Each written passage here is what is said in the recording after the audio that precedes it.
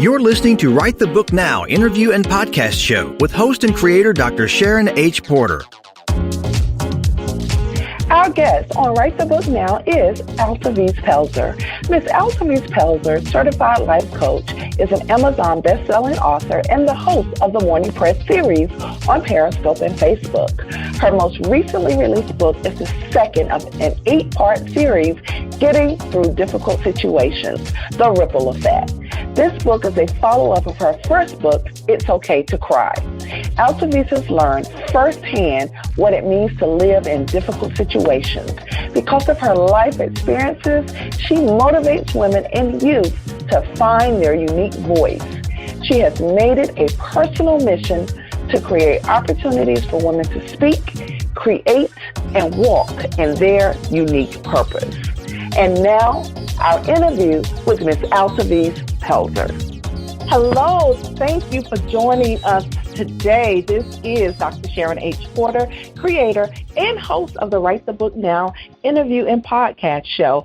I am joined today by our guest, Ms. Altovise Pelzer. Altovise, welcome to Write the Book Now. Thank you. Thank you so much for having me on, and thank you for all your listeners coming in and joining us today.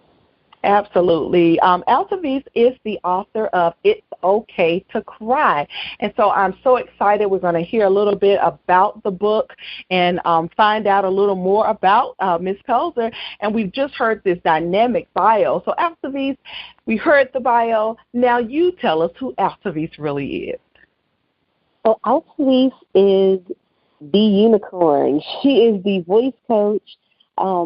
She is someone who is shy. She is a single mother of 4, but ultimately Altovise is someone who knows that there are women who are out there that are in the position that she was in, and she has made it her mission to see them move forward. I love it. And so it's so interesting. Your book is called It's Okay to Cry. And in this book, you really are encouraging women to stop fighting back those tears and actually find power in those tears. Is that correct? Yes, indeed. So, okay, tell us a little bit about that. That title, I fought tooth and nail with the title because in my mind, I was like, why would anybody want to buy a book that says it's okay to cry? Because in society, we're told not to cry. We're kind of told to suck it up and move forward. And the way that title came about was I had gone through, maybe about 10 years ago now, finding out that my daughters were molested. And one of the major things that I did during that moment was cry. I mean, at every step of the process, from going to court school with my kids, taking them to meet lawyers, and going to doctor's appointments. And I mean, every step of the process was really hard. And so It's Okay to Cry, for me, it was like, okay, for me, I had to learn that process. I had to learn that it was okay to cry. And so I really fought myself with that title. But I received clarification that that was a great title one day when I was live on Periscope. For those who do not know, Periscope is a live streaming app, and it's free to use. You can go live.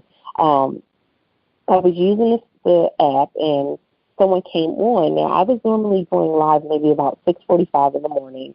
Where this person was, it was 3:45, so they must have been at least on the West Coast. And 3:45 in the morning, and we're having this conversation about molestation, about not speaking to family, about people not believing you. And she started to cry. And she said, during this whole process, that's the one thing that I have not done is I have not cried. And I said, okay. That gave me my comfort. It's making this title, It's Okay to Cry. Wow. But, yeah, we're kind of told and pushed to, pull ourselves up by our own bootstrap and, just kind of swallow it and move forward, bury it and go on. And it doesn't always work that simple. It doesn't always come that easy. Wow. And so, and you mentioned Periscope, and you also host a series on Periscope and Facebook, the Morning Press. Is that correct? It is. So I do the morning press, and currently I'm doing it at 9:30 a.m. on Facebook and on Periscope. You can find me on either platform by going to Find Your Voice Now. And it is, oh my goodness, it's something where I go and I help them to press into their next stage, their next moment, their next idea, their next thought process. A lot of times people don't show you the behind the scenes. They want you to think that everything is, giggles and laughs and unicorns and rainbows, and we wish it were all that simple, right? And so I go behind the scenes with a lot of things. We're talking about the process of becoming an author, the process of becoming a motivational speaker, and just the process of being an entrepreneur. Because how about this? Most people never thought that being a speaker or an author is an entrepreneurship. Yes. They never got that memo. And you're absolutely correct. You are absolutely correct. Absolutely. So and you said you're a single mother of 4, and that must be. And what are the ranges of your children? The ages are 13, 14, 15, and my son will be 17 this summer. Wow, that's awesome. That is really awesome, I'm telling you. So in It's Okay to Cry, can you take us through actually what made you just say, hey, I'm going to write the book now? What made you put pen to paper, fingers to keys? What made you to go ahead and begin putting this book out? So I had to go through this process of, and mind you, it took me 8 years before I published my first book. Wow. 8 years, long years. And yes. I put myself from anything from the title to why am I going to publish a book? It's just going to end up at the Goodwill. And because I'm an avid reader, and I'll go to the Goodwill, the thrift store, I'll pick up books every Audible, Amazon, everywhere. And so that was literally, to think about it right now, like, why would that stop me from writing a book? Because even if it's at the Goodwill or one of these other places, it had to be purchased first. But that really was something that kind of held me back for a while. And so what really got me going was I literally had a conversation with my oldest daughter, and the conversation was about trust. And at that moment, during the conversation, I blurted out that I had been molested myself as a child. Now, before this, no one had ever known. I had said nothing to no one at all. Wow. And so she sat in front of me, looking at me with tears in her eyes. I sat in front of her, looking at her with tears in my eyes, and she grabbed my hand, and it was like, okay, whew. It was that moment of relief. And I said, okay, I really have to do this, because in me telling her, I felt a release, but it also released her. And I said, what would this do for someone else? In me telling my story, what does that do? How does that open up a door for someone else? And it wasn't until the following year, that was in 2015. In 2016, I published the book in March. And over the summer of 2016, I had a moment in one of the online communities that I'm a part of on Facebook. I was, I got to be featured, so I got to talk about myself for the day. Yay me. At the end of the day, I sat down with my oldest daughter, and I said, I kind of did an impromptu interview with her, and I asked her the question. I said, what was your most proud moment of me? Now, at this point, I had already published 2 books. 2 books already published. I had been traveling. I had gotten my certification for life coaching. I had done some significant things. And I said to her, what was your most, so far, what has been your most proud moment, of your mother, of me? And she said it was the moment that she told me you were molested as well. And it was like, I was thinking so, on the other side of the universe, from what she really thought was the most important thing for her. And it was like, I really need to keep going with this. And the book, It's Okay to Cry, is actually the first in a series of 8. This year, I published the second part of it, which is The Ripple Effect, and another part of it will be coming out later on this year. So it's like, I have to keep going, because not only am I opening a door for other women who have gone through molestation, abuse, or rape, but I'm also opening up a doorway for my daughters as well. I'm opening up a doorway for the females I'm connected to. Absolutely, absolutely. So through this process of the writing, because I feel the strength that you gained throughout this, and this is actually going to be an 8-part series. Is that correct? Yes, it is. Mm-hmm. Wow, that is awesome. And so I feel the strength that you've gained from this, and you often, and I know I read that you said your tears display our current level of emotion, and you liken it to, fear, anger, or frustration that does not equate to weakness. And I think that is so important, because people really see tears as a sign of weakness. And you're here to tell them that you can gain strength from your tears. I just think that is so powerful. And you also go on to say how you actually feel a sense of relief after you have cried. Tell us a little bit about that. So one of the biggest things is, again, in society, there is this whole stigma against getting counseling. There's a stigma with getting therapy. There's a stigma with telling people what you're going through, because we don't want them to hold it over our heads. We don't want them to be in our business, per se.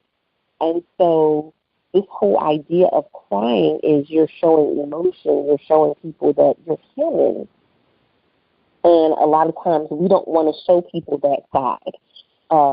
I can also remember my mother going through some really tough things, and us never really seeing the emotion unless we kind of caught her off guard, where she had went off to went off by herself, and we kind of walked in on her crying.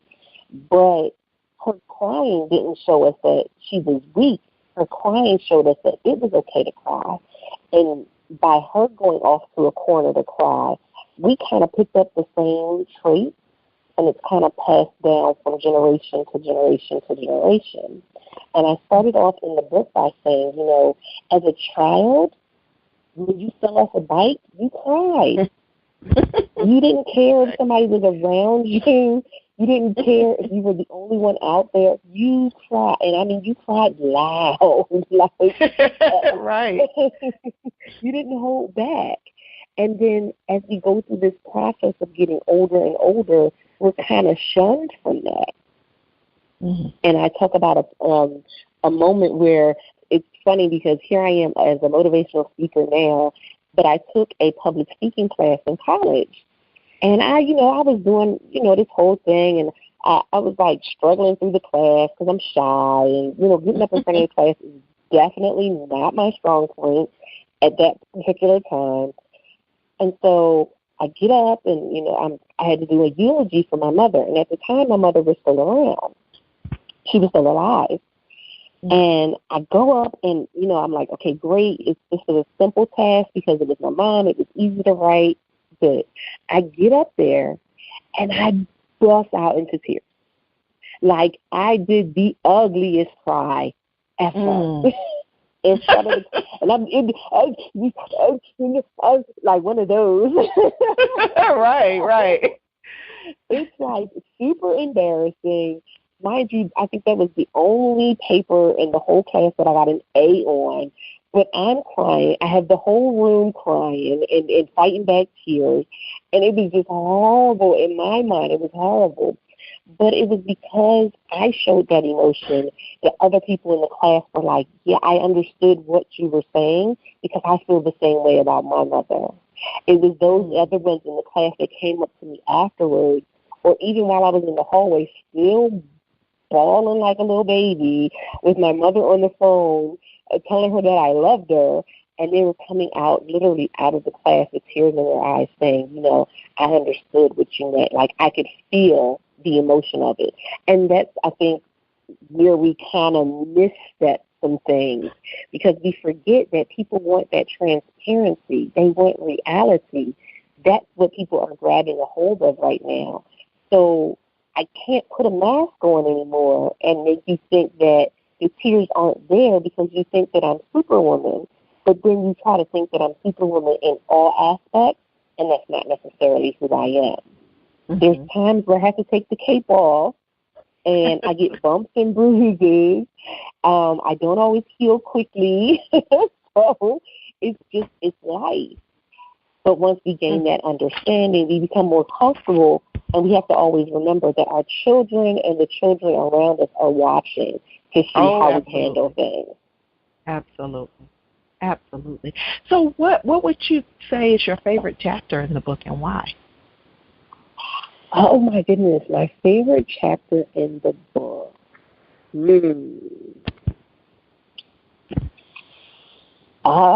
Probably when I was talking about David.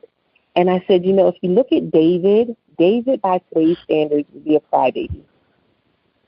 He cried out to God often. I mean, he cried, and he wasn't he wasn't a perfect Christian. He wasn't he wasn't like this picturesque of what a Christian should be, but he was considered a man after God's own heart. And we really have to look at what that truly means from a different perspective. So one of the things I said earlier on is that I'm a unicorn, and it's because I see things different, I speak different, it's just who I am. But I kind of give you a different perspective of it. Think about it like this. In being that that man after God's own heart, part of that process was him being vulnerable. Yeah. Was him not thinking that he was this ultimate person and that, he could fly through soar through the sky, or like he was perfect. But he made mistakes, and he cried out for help. He made mistakes, and he cried out for help. If he made mistakes and cried out for help and was still considered a man after God's own heart, what makes us any different? We have that same grace. We have those same levels of mercy. That even if we make a mistake, if it's our fault, if we snap out, if we lose it, if we go left when we should have went right, we still have that mercy and that grace. We still can be considered a child of God. It doesn't necessarily mean that we've fallen out of grace and now it's just over. Right. That was one of my favorite chapters of the book, because it makes it real. We're looking at the Bible and we're looking at scriptures for us to realize that those are examples for us. We don't have to be perfect. We sure don't, and we don't always get it right. But what's the process for us? Okay, we got to cry out to God. We got to cry out for help. David was not fearful of asking for help. Now, he didn't always do it. He didn't always do it. But he wasn't fearful of asking for help. So I can ask for help if I need it. And it all comes with that whole being able to be transparent with people and being comfortable in where you are. Because sometimes when I ask for help, it's going to be through tears. It is. It's going to be, I'm at my wit's end. I tried to do it all on my own. Now I'm looking at everything in shambles. I really need your help. And being okay with that. Wow. So, Altovise, where can the listeners find you? And I know you're a motivational speaker. You speak to the youth. If someone want to reach out to you, invite you, book you, where can they find you, and where can they purchase your book? So, first I want to say that, of course, because I love the fact that I've been able to come and share with your audience, I do have something for them. They get a free copy of my second book in ebook version. If they go to bit.ly/. Love My Voice and put in coupon code Speak Up, they actually get a copy of my second book, Define Your Voice, which I love that book too, but you get a free copy of Define Your Voice, and that's CIC.ly/Love My Voice and coupon code Speak Up. Anyone that's looking to get in contact with me, I am Find Your Voice Now on Facebook, Find Your Voice Now on Instagram, on Periscope, but they can send me an email as well, and it's contact@altovisepelzer.com. Yes, indeed. Okay. And all of her contact information will be on the show notes. So if you didn't catch it, definitely look on the show notes and you can find all of her links. Altovise, I just want to say I really, really thank you, and I encourage all of the listeners to go out, purchase It's Okay to Cry, and then she just gave you an opportunity to get a free ebook, so definitely check that out as well. What do you want to leave with the listeners? What message would you like to leave with them? So the message that I would like to leave with you guys is I want you to say yes to you. Take the opportunity, write the book, get on stage, say yes to the open doors that are coming your way. I know sometimes it's kind of scary when it comes to, like, writing a book. You're like, are people going to buy it? Are people going to read it? But I can guarantee you that whatever topic you have, even if someone has already written about it, there's somebody that's waiting for your unique voice. So just put it out there. Put it out there. Because guess what? Somebody's waiting for you to put it out there. And not only will they buy it, but they will invest in everything you put out, or they'll support you in so many ways that you wouldn't even believe. And that goes along with the fact that a lot of times we look for people to support us that's in our circle. And they may not always be in our circle that support us, but I can guarantee that on your journey, there's always going to be somebody to support you, and right now they may not even know your name. Absolutely, absolutely. I just want to say thank you, and listeners, thank you again for joining us. This is Dr. Sharon H. Porter saying thank you from Write the Book Now, and just remember, don't wait. Write the book now. Thank you for joining another episode of Write the Book Now. If you are contemplating writing a book, don't wait. Write the book now with Dr. Sharon. Contact her at info@writethebooknow.com. Also, take a moment to follow us on social media at Write the Book Now.